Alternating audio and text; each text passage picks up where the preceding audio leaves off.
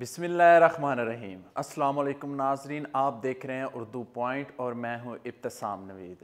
لاہور سے کاشغر تک bus service شروع کرنے کا فیصلہ۔ پاک چائنہ بس سروس کا آغاز 13,000 روپے یک طرفہ کرایہ مقرر۔ مسافروں کو 3 وقت کا کھانا اور چائے بھی پیش کی جائے گی۔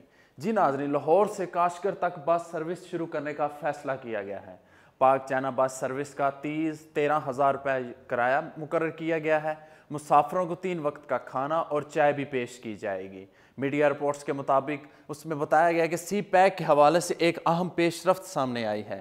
پاک چائنہ بس سروس شروع کرنے کا فیصلہ کیا گیا ہے۔ بس سروس لاہور سے کاشغر کے درمیان شروع کی جائے گی۔ بس لاہور سے براستہ خنجراب چائنہ بارڈر پہنچے گی۔ جب وہاں پہنچ جائے گی اس کے بعد اس کو وہاں سے روانہ کر دیا جائے گا۔ بس سروس اگلے ماہ آخر یا دسمبر کے پہلے ہفتے شروع کی جائے گی۔ مذکورہ بس سروس کے مسافروں کو چین کا ویزا اور ریٹرن ٹکٹ اپنے پاس رکھنا ہوگا۔ لاہور سے کاشغر اور کاشغر سے لاہور تک کا کرایہ 23,000 روپے مقرر کیا گیا ہے، جبکہ ناظرین یک طرفہ کرایہ اس کا 13,000 روپے مقرر کیا گیا ہے۔ بس ہفتے میں 4 دن چلے گی۔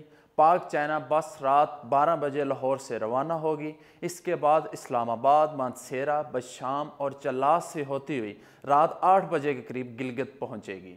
4 گھنٹے گلگت میں قیام کے بعد بس روانہ ہوگی اور اگلے 3 بجے کاشغر پہنچے گی۔ مسافروں کو 3 وقت کا کھانا بھی دیا جائے گا، اس کے علاوہ ان کو چائے بھی دی جائے گی، جبکہ خنجراب بارڈر پر رات قیام کا بھی انتظام کیا گیا ہے۔ جبکہ میڈیا پر خبر آنے کے بعد لوگوں میں کافی اس کی خوشی کی لہر دوڑ گئی اور انہوں نے پاک چائنہ بس سروس شروع کرنے کے اقتدام کو سراہا۔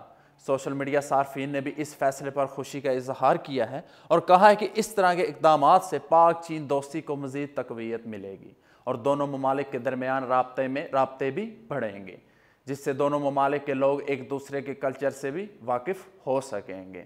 ناظرین، یہاں پہ یاد رہے کہ وزیر اعظم عمران خان چین کی سیاسی قیادت کی دعوت پر 2 نومبر کو چین کے 4 روزہ پہلے سرکاری دورے پر روانہ ہو رہے ہیں، جہاں وہ چینی صدر شی جن پنگ اور وزیر اعظم لی کیانگ سے ملاقاتیں کریں گے۔ دورے کے دوران ان کے ساتھ وزیر خارجہ شاہ محمود قریشی سمیت اعلیٰ سطح وفد بھی وزیر اعظم کے ہمراہ ہوگا۔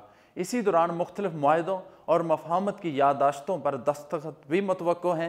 بیجنگ کا دورہ مکمل کرنے کے بعد وزیر اعظم عمران خان شنگھائی میں منعقد ہونے والی first China international import expo میں بھی شرکت کریں گے۔ تو جی ناظرین، اب تک کے لیے اتنا ہی۔ مجھے دیجیے اجازت اور دیکھتے رہے اردو پوائنٹ۔ خدا حافظ۔